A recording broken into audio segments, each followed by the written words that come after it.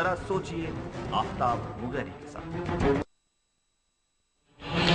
बिस्मिल्लाहिर्रहमानिर्रहीम, अस्सलाम वालेकुम नाज़रीन, आप देख रहे हैं प्रोग्राम जरा सोचिए और मैं हूं आफ्ताब मुगैरी। इस वक्त मुल्क की सियासी सूरत हाल पर अगर नजर डालें तो पाकिस्तान में वफाकी काबीना में तो रद्दोबदल हुई, पर ताहम शहर कायद पाकिस्तान का सबसे बड़ा शहर आज भी गोलियों की गूंज से जो है जलता रहा और कई लोग आज इस गोलियों का शिकार बने। आज 13 से ज्यादा जानें चली गई और इसके साथ साथ मुल्क के दीगर शहरों में भी आज एहतजाज हुए। लाहौर में एक तरफ लाहौर का एहतजाज, एक तरफ जो है हमारा कैपिटल इस्लामाबाद, उसमें भी कई एहतजाज हुए। उसके साथ साथ हमारे सदर आसिफ अली जरदारी ने शाचीन का तो दौरा किया, विजिट किया। उसके बाद भी आज कई सियासी चेंजिंग भी नजर आई मुल्क के अंदर। इस वक्त अगर बात करें तो पाकिस्तान में वही 4 साल पूरा होने के बाद आज भी हम अगर बैठ के बात करें तमाम उन सियासतदान और लीडरों से तो वही बात होगी कि आखिर रोटी कपड़ा मकान और आज पाकिस्तान कहां है।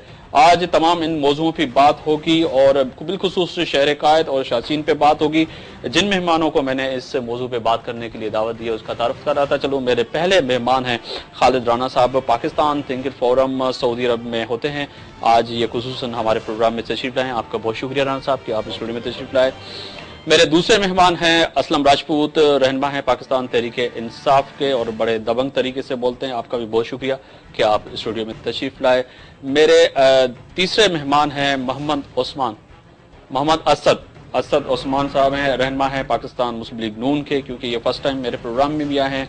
और निहाल हाशमी खान साहब आना था पर उनको कोई जरूरी काम था जिसके लिए वो नहीं आ सके। प्रोग्राम का आगाज करते हैं। खालिद साहब, सऊदी अरब में बैठ के पाकिस्तान को कैसे देखें और क्या समझते हैं कि पाकिस्तान इस वक्त किस मोड़ पे खड़ा हुआ है?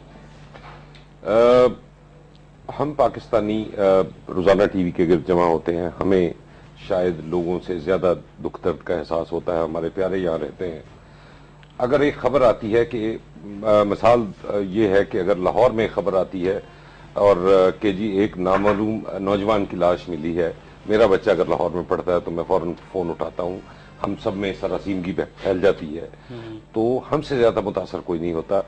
और पाकिस्तान के हालात पे लाश मिली है पर यहाँ तो अभी लाशें गिर रही हैं। आज भी जिस शहर में आप बैठे हैं 13 मर्डर हो चुके हैं। बहुत बदकिस्मती की बात है। खल्के खुदा गोलियों से भूनी जा रही है, लाशें दम तोड़ रही हैं, नौजवान दम तोड़ रहे हैं। ये लम्हा फिक्रिया है स्टेक होल्डर्स के लिए कराची के, जो बड़े बड़े वोट लेके और बड़ी बड़ी सीटें लेके आए हैं, जहां इनका मुकम्मल होल्ड है। उन्हें ये सोचना चाहिए कि ये हाथ कहां से उठते हैं और कैसे उठते हैं, क्योंकि कोई चीज जितने वोट्स वो लेके आते हैं, मेरे नजर में तो ऐसी कोई चीज छुपनी नहीं चाहिए। और सबसे बड़ा फेलियर जिसे मैं समझता हूं वो स्टेट का फेलियर है। अगर ये ग्रोह सरगर्म अमल है तो स्टेट को अपना काम करना चाहिए, स्टेट को पर्ज होना चाहिए, क्योंकि स्टेट को अगर पोलिटिसाइज कर दिया गया है, स्टेट बाइस्ड हो गई है, अगर स्टेट करप्ट हो गई है तो ये हमारे मुआशरे के लिए लम्हा फिक्रिया है और ये फिर मामलात बढ़ते जाएंगे। अगर कोई खुफिया हाथ इसमें मौजूद है तो उसको बेनकाब करना भी हमारी स्टेट का काम। अच्छा राना साहब, ये एक और सवाल भी है कि आप सऊदी अरब में रहते हैं और यकीनन ही आपने पाकिस्तान के हर उस खुशी में खुश होते होंगे और गमी में यकीनन ही आप समेत तमाम लोग जो बैरून मुल्क में पाकिस्तानी बसते हैं वो भी गम में शामिल होते हैं। आज का जो एक सानिया है, शाचीन का सानिया आपके सामने है कि वहाँ पे कई जवान अभी तक फंसे हुए हैं और आज प्रेसिडेंट आसिफ अली जरदारी ने भी विजिट किया और पाक फौज के सरबराह जनरल परवेज अशफाक कियानी साहब की एक बड़ी अहम स्टेटमेंट आई है कि हिंदुस्तान के साथ हम ये मसला हल करना चाहते हैं और फौजें जो हैं, जिस तरह मियाँ साहब ने भी पिछले दिनों विजिट किया तो उन्होंने भी बयान दिया कि फौज जो है शासीन से वापस करनी चाहिए। इतने लोग हमारे जो जंग में नहीं मरे पर वहां पे बर्फ से और बर्फानी जो है तूफानों से मर गए, शहीद हो गए। सियाचिन का मसला मेरा ख्याल है बहुत पहले हल हो जाना चाहिए था। उसमें कोई पॉलिटिकल या कोई सियासी हालात का हेर फेर था। इसमें मेरा ख्याल है दोनों तरफ से ये विल तो मौजूद है कि इसको हल कर लिया जाए। इसमें डिले होती जा रही है और ये बहुत जरूरी है। मेरा ख्याल है हमारे वाइजली हमारे लीडर्स ने इसको कहा है कि इसको हल कर लिया जाए। पाकिस्तान आर्मी ने बहुत कुर्बानियां दी हैं वहां पर और दुनिया के सबसे बड़ी ऊंचाई पे फौजें तैनात हैं اور میرا خیال ہے کہ دونوں کو ہوش کے ناخن لینے چاہیے اور اس کو جتنی جلدی ہو سکے ہم واپس ان فوجوں کو اپنی اپنی پوزیشنز پہ نیچے آ جانا چاہیے. اس پہ مزید قربانیاں نہیں دی جائیں گے. اسلم راشد صاحب، اس پہ آپ کا کیا موقف ہوگا کہ ایک طرف تو ہمارے اندرونی معاملات تو یقیناً نہیں، شہر قائد سے لے کے اگر ہم نظر ڈالیں پورے پاکستان میں بہت سے واقعات جیسے میں نے اسٹارٹ میں بھی کہا، پر آپ کیا سمجھتے ہیں کہ میاں صاحب کی ایک اسٹیٹمنٹ اور وہاں جانا، اس کے بعد فوجوں کی واپسی کا مطالبہ، اور آج پھر سربراہ جو ہیں ہمارے پاک فوج کے، انہوں نے بھی کہا کہ جی ہم بات چیت کر سکتے ہیں ان پہ، آپ کیا سمجھتے ہیں؟ مغیری صاحب دیکھیں، بات یہ ہے کہ ہم کچھ اس قسم کی باتوں کے ہم عادی ہو چکے ہیں. آپ نے ابھی تھوڑی دیر پہلے کراچی کے حالات کا بھی ذکر کیا. کراچی کے حالات جس جگہ پر بگڑتے ہیں، جہاں انسیڈنس ہوتا ہے، آپ دیکھیں کہ وہاں انسیڈنس ہونے کے بعد اس علاقے میں پولیس پہنچ جاتی ہے، اس علاقے میں دیگر امن نافذ کرنے والے ادارے بھی پہنچ جاتے ہیں. مسئلہ پرابلم یہ ہے کہ ہم نے اپنی کوئی اسٹریٹجک پلاننگ نہیں کی ہے. اس حکومت نے، یہ کوئی آج کوئی پہلا واقعہ تو نہیں ہوا، یہ 4 سال سے یہی ہوتا آ رہا ہے. اور 4 سال سے قریب میرے اندازے کے مطابق کراچی میں 9000 افراد لقمہ اجل بن چکے ہیں، لیکن اسٹریٹجک پلاننگ کہیں نظر نہیں آتی. آپ کی انٹیلیجنس کہاں ہے؟ آپ کے وہ لوگ کہاں ہیں جو یہ انٹیلیجنس دیتے ہوں کہ آج فلاں علاقے میں فلاں کارروائی کی خبر ملی ہے، اس پر کوئی اقدام کیا جائے؟ آپ مجھے بتائیں، یہ کراچی کا مسئلہ ہے. آپ نے بنو میں کیا ہوا ہے؟ بنو میں جو جیل توڑ کر قیدیوں کو رہائی دلائی گئی ہے، کہاں ہے انٹیلیجنس آپ کی؟ اس ملک میں بدقسمتی یہ کہ جو انٹیلیجنس والے ادارے ہیں، کیا جی ایچ کیو پر حملہ نہیں ہوا؟ صحیح. کیا میران بیس پر حملہ نہیں ہوا؟ مطلب ہم کہیں پر بھی اسٹریٹجک پلاننگ کرنے میں ٹوٹل ناکام رہے ہیں. اب آ جائیں سیاچین کی طرف. جہاں تک نواز شریف صاحب کے دورے کی بات ہے، میں اچھی چیز ہے اور ہونا چاہیے، میں اس کو بڑا پازیٹیولی لیتا ہوں کہ جانا چاہیے، کیونکہ جو ہماری سرحدوں کی تحفظ کے امین ہیں، جو ہماری سرحدوں کی تحفظ کرتے ہیں، ان کو یہ پتہ ہونا چاہیے کہ ہم پاکستان کی 18 کروڑ زندہ قوم کی تحفظ کے امین ہیں. اس کی سرحدوں کی بھی تحفظ کے امین ہے. وہ اگر سکون سے ہوں گے تو، اگر سرحدیں سکون سے ہوں گی تو وہ بھی سکون سے ہوں گے. لیکن جہاں تک یہ سیاچین کی بات ہے، میں کیٹیگوریکلی آپ کو یہ بتا دوں، اس سانحے کی جیسے ہی ہر سانحے پہ برف گرتی ہے، اور اس سانحے پہ بھی جب برف گری تو کوئی بھی اس کی طرف آواز اٹھانے کے لیے تیار نہیں ہوگا کہ انڈیا اور پاکستان فوجیں اوپر سے نیچے لے آئیں اس جگہ کو، جو کہ انسانی، اب جیسے آسما جہانگیر نے کہا کہ جس جگہ جانور زندہ نہیں رہ سکتے. بدقسمتی دیکھیں دونوں ممالک کی، انڈیا کی بھی اور پاکستان کی بھی، جس جگہ جانور زندہ نہیں رہ سکتے وہاں ہم نے اپنی فوج کے قیمتی لوگوں کو، یعنی انڈیا کے بھی وہ قیمتی لوگ ہیں، انسان تو قیمتی ہے چاہے وہ کسی بھی ملک، ان کو ہم نے وہاں ایسی جگہ پر رکھا ہے جہاں ان کی زندگی ہر وقت خطرے میں ہے.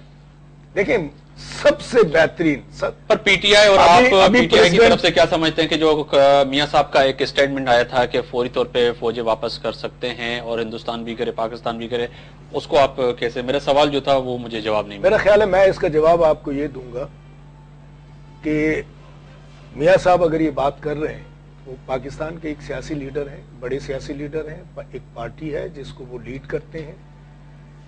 میری یہ دعا ہے اور میری یہ خواہش ہے میاں صاحب سے کہ اس میں صاف نیت کا دخل ہو، پوائنٹ اسکورنگ کرنا ہو. ابھی بھی نیت پہ شک ہے؟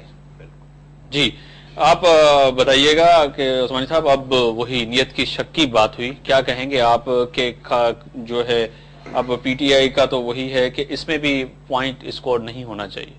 میں نے اس پہ اظہار کیا ہے. بسم اللہ الرحمن الرحیم. شک بہت شکریہ آفتاب بھائی. پوائنٹ اسکورنگ نہ ہو. अच्छी बात है, लेकिन पॉइंट स्कोरिंग ना हो। जी बहुत शुक्रिया आफ्ताब भाई, आपने एक बड़ा अच्छा प्रोग्राम रखा, बड़ा अच्छा मौजू रखा, मगर बहुत ही अच्छा होता कि इसमें आप पीपल्स पार्टी के भी किसी शख्स को बुला लेते, क्योंकि शहर कराची में जो लाशें गिर रही हैं या जो हो रहा है इसके टोटल तक जिम्मेदारियां पीपल्स पार्टी पे आयद होती हैं। इनके वजीर दाखिला ख्वाब देखते हैं, एक वजीर दाखिला के पास जादू की छड़ी है, वो आते हैं PhD की डिग्री ले लिए घुमाते चले जाते हैं, मतलब एहसास किसी को नहीं है। और अभी आपने देखा कि वो जैसे भाई ने बोला कि नवाज शरीफ साहब की नीयत पे शक है, तो तहरीक इंसाफ को तो मेरे को लगता है मतलब हर चीज पे उनको शक होता है। उसकी वजह ये है कि जब सयातीन में फौजी मर रहे थे तो सबसे पहले नवाज शरीफ ही था सियासी लीडर जो वहां गया। अभी तक इमरान खान साहब नहीं गए, वो सदर साहब बाद में गए, वजीर आजम बाद में गए, पहले नवाज शरीफ ही तक गया जो इस मुल्क से, इस कौम से, एक फौज से और इस धरती से मोहब्बत रखता है। इस चीज की मतलब वाज़ेह सबूत है ये जी। अब मतलब मुझे लगता है कि इन्हें फोबिया हुआ है कि जब कोई नवाज शरीफ काम करे तो उसके खिलाफ ही इन्होंने बात करनी है, कभी हक में पॉजिटिव बात नहीं करनी है। सुनामी की तहरीक इंसाफ बात करती है, मैं इनसे सवाल करता हूँ सुनामी है क्या, आखिर सुनामी आने के बाद क्या होगा? सुनामी वो था जो नवाज शरीफ लाया था, जिसने एटमी धमाके किए, पूरी दुनिया में मुसलमानों को इस्लाम का किला पाकिस्तान को करार दिया गया, तो वो था सुनामी। पूरी दुनिया में मौजूद बन गया सुनामी और ज़िलज़ले और जो है सैलाब, अब तो हर जलसे का एक नाम दिया गया है ना वो मुल्क में। नहीं, मैं वैसे आपको बता रहा हूँ, सुनामी वो था जब पूरी दुनिया में ग्रीन पासपोर्ट की इज्जत हुई। सुनामी मतलब जो पता नहीं किस तरह का इनका टारगेट है, PMLN को नुकसान पहुंचाना और मुहिब्बे वतन। इस टाइम अगर आप साबित कर दें पीपल्स पार्टी को, तहरीक इंसाफ को या XYZ जितनी पार्टियां इनमें से किसी एक को आप साबित कर दें मुल्क को नुकसान पहुंचाने के अलावा इन्होंने अभी तक कोई किरदार अदा नहीं किया है। इमरान खान साहब तकरीरें तो बहुत अच्छी कर लेते, मियां साहब जान दो, साड़ी बाड़ी आन दो, मतलब उनको वजीर आजम बनने का एक शौक है, क्योंकि पहले वजीर आजम रह चुके हैं। हर बात में मियां साहब जान दो, साड़ी बाड़ी आन दो, और ये मतलब 24 घंटे वो प्राइम मिनिस्टर की वो मतलब मेरा ख्याल है रात को सोते हैं उनको कोई ख्वाब नजर आता है कि सुबह में प्राइम मिनिस्टर बन गया, तो उनको वही एक बातें सूझती है। उनसे आज तक आप बताएं उन्होंने जलसों के अलावा कौन सा इस मुल्क में तामीराती काम किया? अगर वो मिसाल देते हैं अस्पताल बनाया तो वो हमारे आपके पैसों से बनाया ना, इमरान खान का उसमें क्या इंटरफेयर था? अगर हम आप फंड ना देते, हम आप चंदा ना देते, तो वो हॉस्पिटल को इन्होंने अपने खास फंड से तो नहीं बनाया। बाकी इन्होंने कौन सा तामीराती काम किया? हर जलसे में खड़े होकर सुनामी, मियां साहब जान लो, मियां साहब आन, मतलब उनको 24 घंटे ख्वाब में भी मियां साहब नजर आते। तो मेरा ये मतलब एक वो है कि किसी की नीयत पे शक नहीं करना चाहिए। अगर इतने ही इमरान खान अंदर से चले जाए ना, वहां पे जाके अपनी खिदमत अंजाम दें, अपने कारकुनों को लेके जाए, उनकी हेल्प करें, कुछ तो करें जी। खाली बातों से अब ये अवाम बड़ी बाशऊर अवाम है, ये समझती है इन चीजों को। ठीक, अब मैं एक जलसा करूं उसमें मैं अबरारुल हक को लाके गाने गवाऊं और मैं ठीक है एक तो जलसे तो कामयाब हो जाएंगे, मगर अब अवाम बड़ी बाशऊर हो गई है। पहले हम अभी एजाज बहर साहब हैं, सीनियर तजिया निगार हैं, इस्लामाबाद से हमारे साथ टेलीफोन लाइन पर मौजूद हैं, उनसे भी बात करेंगे कि शहर कायद और बिलखुसूस जो आज का बयान है पाक फौज के सरबराह का, उसको वो कैसे देखते हैं। एजाज साहब अस्सलाम वालेकुम। जी वालेकुम सलाम। एजाज साहब ये फरमाइएगा कि आज सियाचिन में सदर साहब का भी दौरा हुआ और पाक फौज के सरबराह का भी एक बयान आया कि पाकिस्तान और भारत जो है ना बैठ के बात कर सकते हैं सियाचिन के मसले पे। आप कैसे समझते हैं कि सदर साहब ने दौरा जो किया ये दुरुस्त किया, कि ये तयन जो था टाइम का वो सही था? अब इस पे भी सियासत हो रही है कि पहले मियां साहब चले गए और पाकिस्तान के जो हमारे सदर साहब हैं वो लेट गए।